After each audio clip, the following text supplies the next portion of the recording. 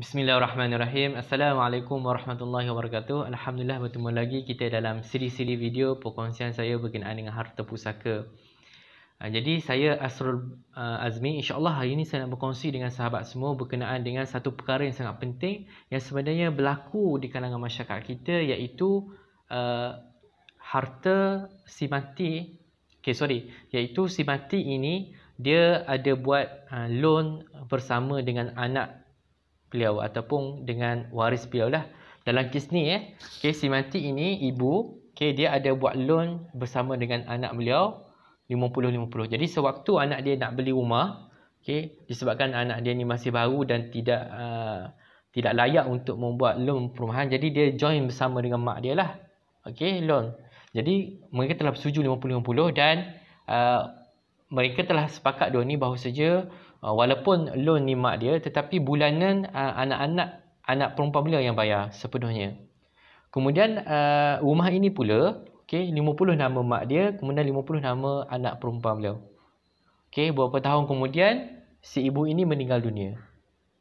Jadi anak ni macam tertanya-tanya lah sama ada 50% ini mesti dibahagikan kepada waris yang berhak ke ataupun sebenarnya macam mana. Lalu persoalan ini ditanya kepada salah seorang Islamic estate planner asal trustee, iaitu Ustaz Imran. Jadi Ustaz Imran dia jawab bahawasanya 50% ini adalah sebenarnya harta amanah. Harta amanah yang mana si ibu ini pegang daripada anak dia. Sebab peringkat awalnya si anak ni hanya meminjam nama mak dia sahaja. Apatah lagi bulanan anak perempuan ini yang bayar. Jadi nama ini hanya sebagai pemegang amanah sahaja. Jadi sebenarnya kalau dibuat bicara pusaka nanti, jadi waris-waris lain tidak boleh menuntut hak ke atas rumah inilah. Sebab waris-waris lain telah maklum ini adalah harta amanah yang mana setelah si mati meninggal dunia, harta ini yang 50% ini mesti dikembalikan kepada anak perempuan si mati. Sebab asalnya adalah milik anak perempuan. Cuma timbul satu isu, adakah waris-waris lain percaya bahawasanya yang 50% ini adalah harta amanah? Sebab sekarang ni rumah ini diduduki oleh anak perempuan. Jadi kemungkinan macam-macam lah. Kalau waris-waris yang berhak itu dari segi hubungan mereka dengan sesama mereka, kemudian bersama dengan anak perempuan ini, tak ada masalah. Tetapi takut-takutnya benda itu tidak cantik dari segi hubungan. Dan mungkin kalau tak cantik hubungan ukhuwah di kalangan adik-beradik, tiada kerjasama di kalangan ahli waris, mungkin mereka beranggapan bahawasanya anak perempuan ini tipu ke apa. Sebab sekarang ini rumah ini memang diduduki sepenuhnya oleh anak perempuan. Jadi masalah. Sebab itulah sahabat semua, sepatutnya si ibu ini selepas saja dia buat loan bersama dengan anak ni, dia kena buatlah satu wisoyah. Menyatakan di dalam wisoyah tersebut, di dalam dokumen wasiat wisoyah tersebut, bahawasanya 50% rumah sekian-sekian ini walaupun nama saya, tetapi sebenarnya adalah nama anak ni. Saya hanya pemegang amanah sahaja, jadi saya harap waris-waris yang berhak nanti jangan tuntut bahagian ini, sebaliknya kembalikan bahagian ini kepada tuan asal dia. Jadi sepatutnya ada dalam dokumen wisoyah tersebut.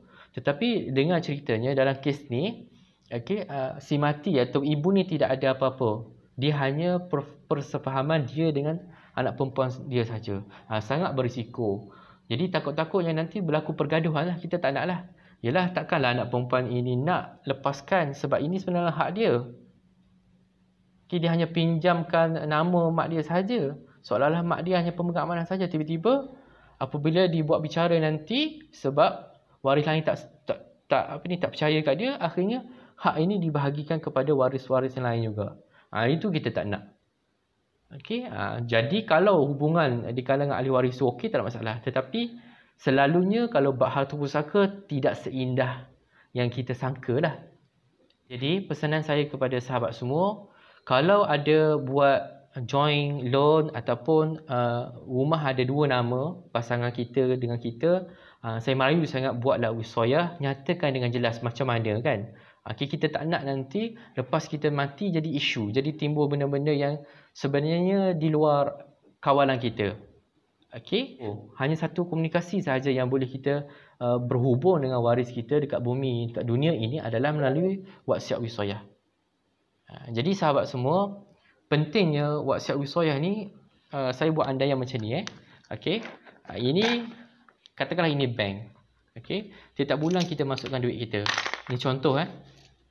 Okey, setiap bulan kita masuk. Kemudian kita pun mati. Lalu akaun bank kita akan dibekukan. Jadi untuk buka ini kena ada surat kuasa mentadbir SKM ataupun probate. Kalau melalui mahkamah tinggi, tengoklah nilai harta ni berapa dan jenis harta apa. Okay, kita ambil contoh ni, katalah duit dia bank kan. Okay, kemudian ada harta pusaka lain seperti rumah dan sebagainya. Jadi dia akan pergi ke pejabat pusaka kecil untuk dapatkan surat kuasa mentadbir. Melalui surat kuasa mentadbir itulah barulah pentadbir boleh buka, kemudian dia boleh guna harta yang kita tinggal ni untuk dibahagikan kepada waris-waris yang berhak. Sama ada nak ikut portion faraid ataupun mengikut persetujuan bersama, sama rata dan sebagainya. Terserah kepada hasil perbincangan semasa bicara pusaka tersebut. Okey, isunya surat kuasa mentadbir untuk buka ni satu, kemudian pentadbir tu. Jadi sewaktu kita meninggal dunia tanpa wisayah wasiat, pentadbir tadi yang nak pegang surat kuasa yang untuk buka ini dilantik oleh waris sesama mereka hasil persetujuan mereka, ataupun dilantik sewaktu bicara pusaka tersebut. Jadi kita tidak tahu waris mana yang sesuai jadi pentadbir sebab kita dah dalam kubur masa tu. Takut-takutnya dilantik pentadbir yang tidak amanah, ataupun amanah tetapi tak tahu nak buat kerja, dia tak reti nak pergi buka ni. Ada banyak kes sebenarnya dia tak reti nak buka ni. Akhirnya dapat surat kuasa, simpan dalam almari sahaja.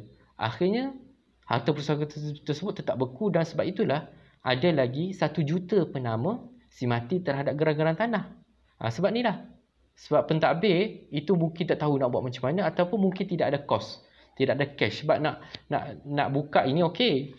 Kemudian nak bahagi ni, nak tukar-tukar nama ini memerlukan cash segera. Kalau tidak ada takaful hayat, manfaat takaful hayat, susah. Mungkin boleh buat simpanan tabung haji, tetapi berapa sangat kan? Jadi sebab itulah sahabat semua, pentingnya kita ada wisayah ni. Kita boleh lantik awal-awal orang yang dapat buka penutup tadi tu. Kemudian kita dapat lantik awal-awal siapa yang amanah untuk bahagikan harta yang ada dalam tu.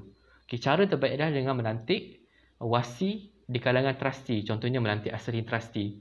Kemudian jangan lupa juga untuk menyumbang di dalam takaful, sebab untuk tukar nama semua tu memerlukan kos juga. Sama juga kalau kita lantik wasi di kalangan aslihin, di kalangan trustee, contoh aslihin trustee, dia ada fee dia. Jadi fee tu nak tolak daripada mana? Nak tolak daripada duit pusaka ke, ataupun nak tolak daripada duit manfaat takaful? Terserah kepada kita, sebab kita dah buat satu dokumen sewaktu hidup. Kita boleh rancang macam mana. Okey? Wallahu alam. Assalamualaikum warahmatullahi wabarakatuh.